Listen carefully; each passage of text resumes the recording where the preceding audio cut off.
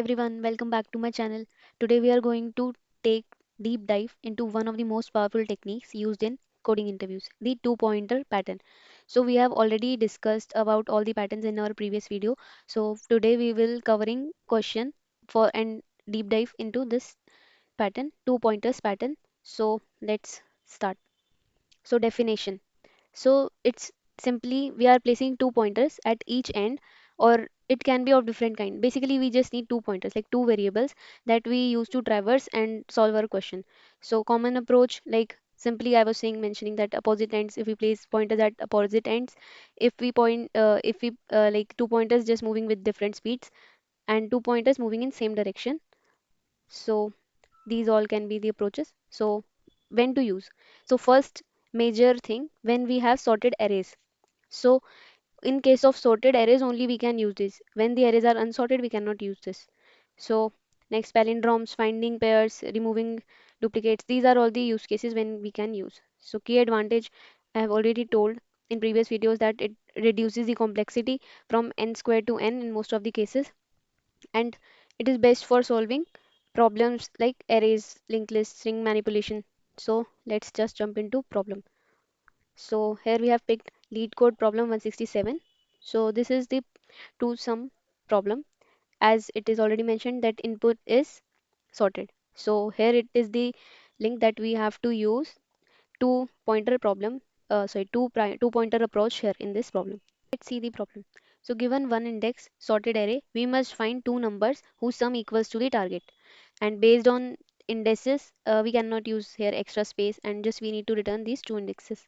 So important points, that array is sorted, exactly one solution will be there for this, and we cannot use, and also there will be only exact one solution for this. So let's move.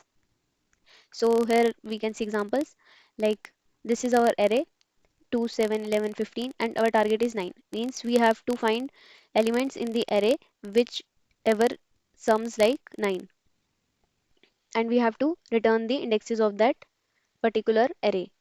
So here we can see that 2 and 7 will sum to 9. So we have to return the indexes plus 1 basically, because index will be 0. So we basically have to return just positions. So its position is 1 and its position is 2. So we have to return.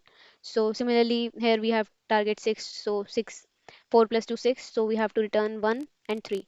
So in this way we have to solve. It can be negative also. So but there will always be one solution. So these are constraint, you can see. So now let's see the approach how we can achieve this. So here is the first approach, obviously brute force approach. So in this everyone can like already aware of this approach, that simply we can just pick like in from this example if we see 2 and 7. So each pair we can pick and just sum and check if it is equals to 9, and whichever will be equal, then we will return the indexes. But this will be like n square approach, because we have to apply two loops and traverse the array twice and then match. So let's discuss this approach as well. So here we need to use two loops, outer loops that will pick like first number, and inner loop that will traverse second number and whole array and compare, then to find the end solution. This condition will help here. So if we found the solution, then we'll return. So this is the code for this. But this solution, as we said, its complexity will be n square, as it is running the whole loop twice. This is the first loop and this is the second one. So inner loop and outer loop. But this, it will take n square time complexity, but space is 1. So but this solution is not the optimal one. So now we'll see the second approach, that will be HashMap one. So in this approach we have like we can create one new memory, the hash map. So first step will be create a new hash map to store number and index. Like we'll see, we can create new hash map and just store the number and its array and its index pairs. So as we know, we can store in hash map it key and value pairs. So this will store like this, but not directly. So let's see how. So we'll iterate through the array once. Like we have the array, right? Let's assume this one. This one will iterate this array once.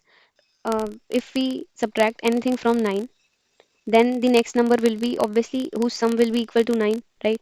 So this is the approach. So we will basically just add all these values to the hash map and check each if the opposite, its complement, is already present in that hash map. Then we can just get the index because we are storing the key value pairs as its key as its value and its value as the index of this array. So this is the whole logic for this. So let's see. Yes, so we have iterated the array. So now as we saw that for each number we'll calculate its complement, like target, which was 9 in that example, and this number of I, like each number will traverse and whose complement we'll find at the array. So it means we have find the second number, right? First we have already there, which from which we are subtracting, and its complement is that number which is present in the map. So we found both the indexes. Current index is the index of this number, basically I.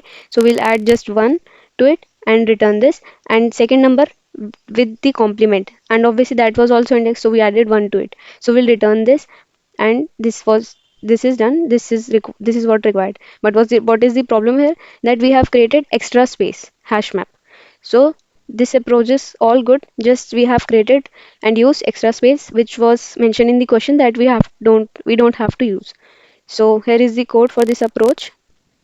Simply, like you can see, we have created hash map first, and then we have just loop it once, and we have calculated its complement, simply the target minus the number.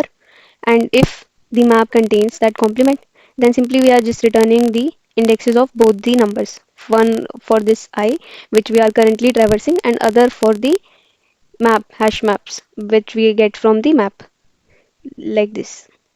So this is our second solution, but since we see its space complexity is order of n, so this is not the optimal solution. So finally now we will move to the optimal solution, and we'll try this on LeetCode as well. So let's see the approach. This is the final and optimal approach. So finally here we are using the two pointers approach. So let's see how it works.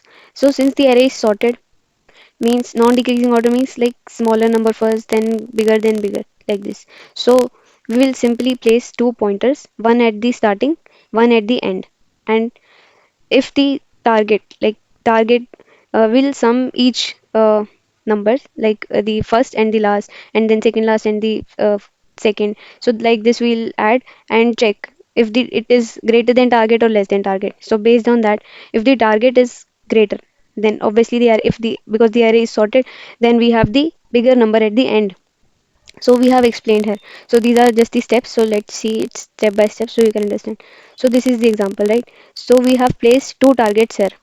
uh, so we have placed two pointers here, first at the beginning and second at the beginning is 0. So we have placed first pointer at 0 and second pointer at the end, which is 3, right? Because 0 1 2 3 third index. So we have put the second pointer here. So we will sum 2 and 15. So what is the sum? 17. It is greater. So we have to decrease this pointer because we need smaller number, and since the array is in non-decreasing order, so we have to reduce this pointer to this. So in the next step we are pointing to 11, and since we are pointing to 11, now the sum will be 2 plus 11, which is 13, but still it is greater. So we will move this pointer again to the lower number. So in next step, we have moved this pointer again to lower number, which is 7. So now when we add this, 2 plus 7 is equals to 9. So that means we found the target.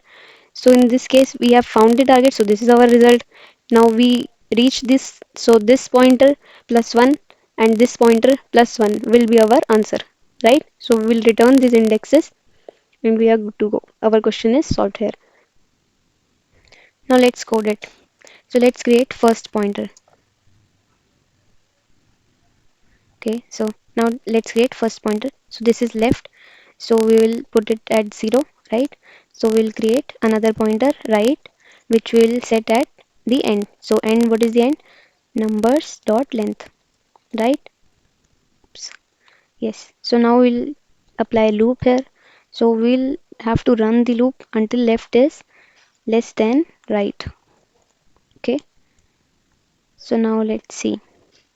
So what we have to apply the condition for: if numbers of left plus numbers of right is greater than target, then what we have to do?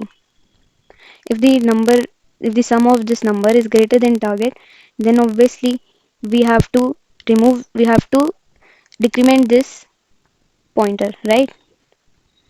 And else if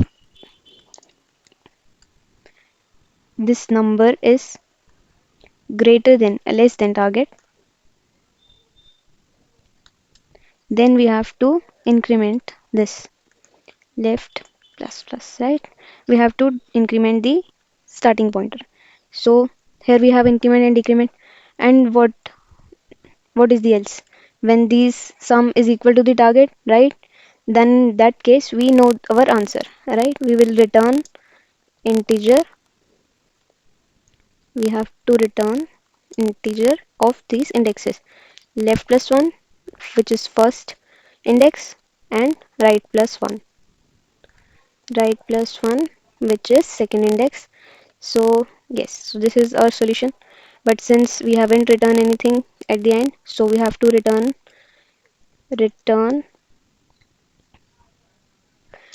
new integer. So we'll return just empty integer, because anyway it will always go into the solution, as it is mentioned in the solution that it will always have one solution. So here it will never come here, but for just syntax purpose we'll have to write this, right? So yeah, here we have mistakenly said, yeah. So here it is. Yeah, so it look fine. So let's try. Okay, so as you see, the test case is passed. So yeah, this is the solution. This is it. So let's see how the two pointer pattern is useful here. It leverages the sorted array property, right? So we know at the end there will be the bigger numbers, and at the starting there will be the smaller numbers. So we make that information useful and use two pointers accordingly. So this is the optimal time complexity, as we need only order of n, not the brute force one. So this helps here as well, and it helps us to solve this problem in constant space. And this single pass solution is, and each element is just visited once, so this is making it an efficient single pass algorithm.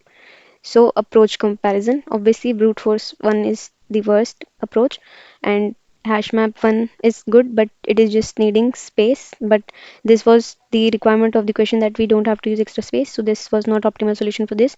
And this one is the optimal solution, meeting all the requirements, so this one is the best solution. So the final question, like when to use two pointer pattern. So when you find sorted arrays, this problem, finding pairs that meet certain criteria, removing duplicates from sorted array, palindrome checking, container with most water problems that we'll cover in the next videos. We'll try to cover more examples so that you will be easily aware of this pattern and all its ways to implement. So it will be not ideal for unsorted arrays unless you sort it first, right? So problems requiring tracking of all seen elements when you need random access to previous elements. So in these cases it will not be good to use. Otherwise it is good, and in all these cases you can use. So implementation I have already shown you. So yes, similar problems. These are similar problems. You can try your own at the LeetCode. Otherwise, we'll going to cover some of them in the next few videos. So you can see next videos. And yes, these are the key points. So that's it. These are all about two pointer patterns. So we're going to cover more questions on this in the next videos, and then we'll move to next patterns and we'll cover questions on that as well. So thank you for watching, and if you like, please don't forget to like, share, and subscribe. Happy coding, happy learning. See you. Bye.